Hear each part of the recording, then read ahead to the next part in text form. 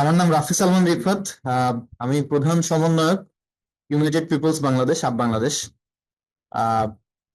Basic কথাবার্তা তো অনেক চলে আসছে, আমি পলিটিক্যাল পার্সপেক্টিভ থেকে প্রিন্সিপাল দুই একটা কথা বলি। সেটা হচ্ছে যে আমরা যে কোনো ইমপ্রুভমেন্ট বা এফিসিয়েন্সির ইনক্রিজের ব্যাপারে অবশ্যই ইন প্রিন্সিপাল এগ্রিড। এবং বাংলাদেশে যেটা একটা মৌলিক পলিটিক্যাল সমস্যা হয়ে দাঁড়িয়েছে, ভাই কিছুটা তোলার চেষ্টা করেছেন, সেটা হচ্ছে যে আমাদের পলিটিক্যাল স্পেসে আস্থার সংকটটা অনেক প্রবল। আমরা একটা এবং সামাজিকভাবেও আমরা একটা লো ট্রাস্ট সোসাইটির মধ্যে বসবাস করতেছি। আর সেকেন্ডলি হচ্ছে যে কোনো ইস্যুকে পলিটিক্যালি নিজের যেই সংকীর্ণ ফ্রেমওয়ার্কটা আছে এটা দিয়ে বা এই লেন্সটা দিয়ে আমরা দেখার চেষ্টা করি। তো এই সরকার যে কোনো, শুধু পোর্ট না, যে কোনো ইস্যুতেই বিদেশি কোনো হেল্প বা সহযোগিতার দিকে গেলেই দেখবেন যে পাশের দেশ থেকে আওয়ামী লীগের লোকজন চিৎকার করে বলবে যে দেশ বিদেশের কাছে দিয়ে দিচ্ছে।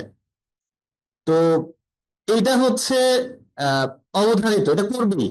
এটা খুব ভালো কিছু, দেশের জন্য কল্যাণকর কিছু হলেও So, এই যে আমরা শুধু পলিটিক্যাল নিজেদের লেন্স দিয়ে দেখে সেটা নিয়ে চিৎকার করি এবং সেটা নিয়ে নিজের মতো করে একটা ন্যারেটিভ তৈরি করার চেষ্টা করি, এটা আমাদের মধ্যে এই স্বল্প আস্থাটাকে আরো বেশি উস্কায় দেয়। সো ফলে দেখা যায় যে আমরা যে কোনো কিছুকে সন্দেহ প্রবণ একটা দৃষ্টি নিয়ে দেখি। সেই জায়গায় আমি সরকারের যে প্রক্রিয়ার মধ্য দিয়ে এই আহ, আহ, যে ডিলটা বা যেই পোর্টের হ্যান্ডেলিং এর যে বিষয়টা নিয়ে আসছে, এই জায়গাটাতে আমি কিছুটা গ্যাপ ছিল বলে মনে করি।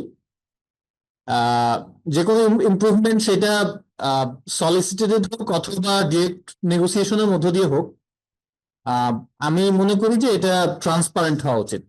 এবং যখন কন্ট্রাক্টটা সাইন্ড হয়ে যাচ্ছে তখন সেইখানে আসলে লুকানোর কি আছে।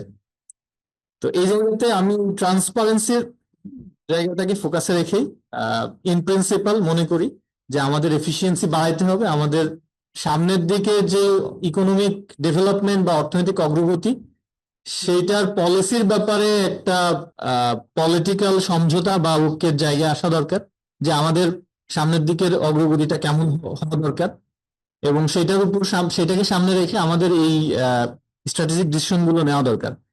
জাস্ট একটা এক্সাম্পল দিয়ে করি, সেটা হচ্ছে যে মাতারবাড়ি কয়লা বিদ্যুৎ কেন্দ্রের কয়লার একটা টেন্ডার হয়েছিল।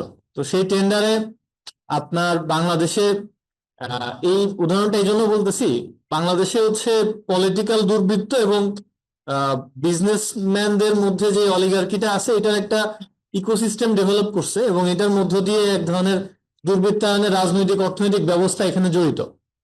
সো ডিপিএম শুনলে আমাদের সবার মনে হয় যে এখানে একটা রাজনৈতিক স্বার্থ আছে, এখান থেকে যারা বেনিফিটেড হয়। শুধু ডিপিএম না, ওটিএম এর মাধ্যমে এটা হতে পারে। এবং এই ঠেলাঠেলি ধাক্কাধাক্কিটা ওই অলিগারদের মধ্যে এমন ভাবে হয় যে কেউ পেয়ে যাচ্ছে খুব ন্যায্য ওয়েতে, এই পাওয়াটাকেও প্রশ্নবিদ্ধ করার জন্য নিজেদের হয়তো অনেকগুলা মিডিয়া হাউস আছে, সেটা দিয়ে বিভিন্ন ধরনের ইস্যুকে সামনে নিয়ে আসা হয়। হয়তো এটার সাথে কোনো জড়িত কোনো বিষয় না, কিন্তু অন্য আরেকটা দুর্নীতির পার্সপেক্টিভকে এখানে সামনে নিয়ে আসা হয়, নিয়ে এসে এটাকে বিতর্কিত করার জন্য, এটাকে থামানোর জন্য। So, আমি বাংলাদেশের পার্সপেক্টিভে এটা দেখি যে আমরা শুধু আমাদের অগ্রযাত্রাকে নিজেদের স্বার্থ ওখানে সংরক্ষিত হচ্ছে না বলে থামানোর জন্য যে কোনো আসপেক্ট থেকে ওইটাকে ওই অগ্রযাত্রাটাকে রোধ করার জন্য চেষ্টা করি। তো এই যে দুর্বৃত্তায়নের এবং মানে পলিটিক্যাল অর্থনীতি, পলিটিক্সের সাথে বাংলাদেশের পলিটিশিয়ানদের সাথে যেই অলিগার্কদের একটা মানে অর্থনৈতিক ইকোসিস্টেম ডেভেলপ করছে, এইটাকে ভাঙা দরকার আমাদের এই পলিটিক্যাল সমঝোতার মধ্য দিয়ে, যে বাংলাদেশের আগামীর অর্থনৈতিক অগ্রগতির পলিসিটা কি হবে। এটা আমি মনে করি হচ্ছে সামনের দিনে আর একটা বার্নিং ইস্যু হইতে যাচ্ছে। এই যে অ্যান্টি ফ্যাসিস্ট যে কোয়ালিশন, যে রাজনৈতিক দলগুলো ছিল, তাদের মধ্যে এই মিনিমাম কমন ঐক্যের জায়গাটা থাকা দর্কার। সবাইকে ধন্যবাদ। ধন্যবাদ রিফাত।